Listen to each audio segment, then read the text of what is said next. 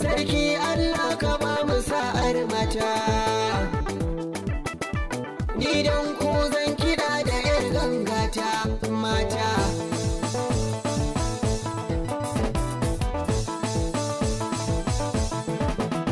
Sunan gida kango idan ba mata, Allahu ka taimaken na samu kamata. Idan na samu a rayuwar ta zama ta gata, za ki jera cikin sahun su manyan mata. Da sake baiwa mai rago shauran fata, na ji aiki in za a yi shi wai sai an huta. Wanda manyan mata, mata suke salon rawar su da gasaita.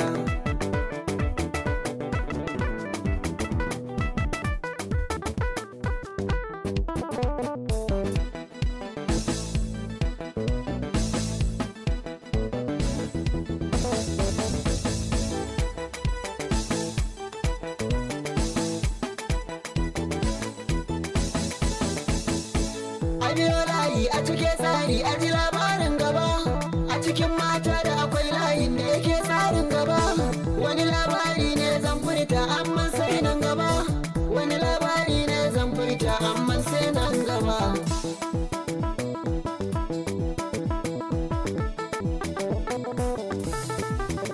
Idan da amana ruwa ba zai ci wani ba, abincin zaki na san ba zai fi kashi ba.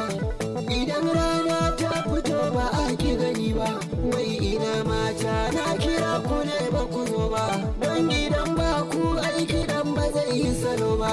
Wai ina mata ga kiɗan mata, garzali gani ko na zo da waƙar mata sama.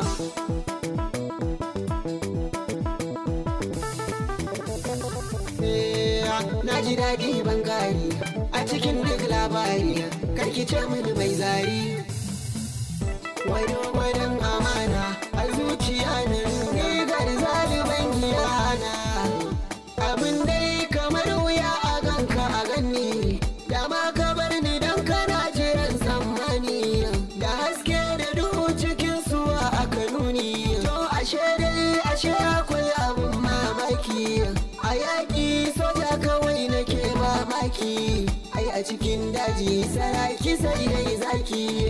A fagen gudu malan ka zo ga doki, aure ka san ai dole sai da sadaki. Kun ji kirarin da na yi wa ya'ya mata, garzali na miko na zo da yar jita ta haba mata.